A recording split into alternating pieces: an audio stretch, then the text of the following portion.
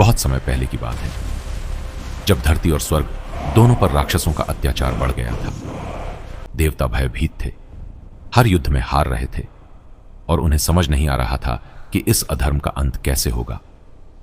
आखिरकार सभी देवता भगवान शिव और माता पार्वती के पास पहुंचे। हे माता, हमें एक ऐसे वीर की आवश्यकता है जो इस अंधकार को समाप्त कर सके।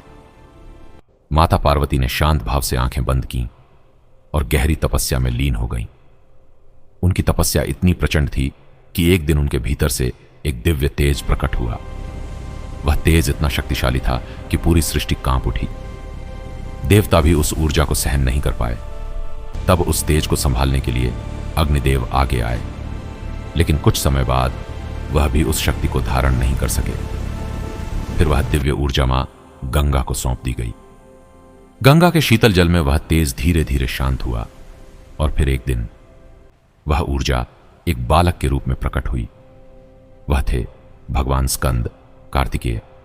लेकिन कहानी यहीं खत्म नहीं होती। उस बालक का पालन पोषण माता पार्वती ने नहीं किया, बल्कि आकाश से आई छकृतिका माताओं ने उसे अपनाया। उन्होंने उसे प्यार दिया, उसे दूध पिलाया, उसे बड़ा किया। उनके स्नेह से बालक के छमुख षडानन प्रकट हो गए ताकि वह एक साथ सभी माताओं का प्रेम पा सके। इसी कारण वह कार्तिकेय कहलाए।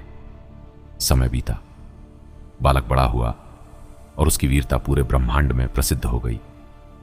फिर वह दिन आया जब उसे अपनी असली माता माता पार्वती जी के पास लाया गया। जैसे ही माता ने अपने पुत्र को देखा, उनकी आंखों में प्रेम उमड़ पड़ा। उन्होंने स्कंद को अपनी गोद में उठा लिया और उसी क्षण उनका दिव्य रूप प्रकट हुआ।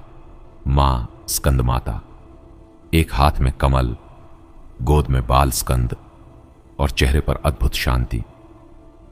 इसके बाद जब राक्षसों के खिलाफ युद्ध हुआ तो स्कंद ने देवताओं की सेना का नेतृत्व किया। मां के आशीर्वाद से उन्होंने राक्षसों का संहार किया और फिर से संसार में शांति स्थापित हुई।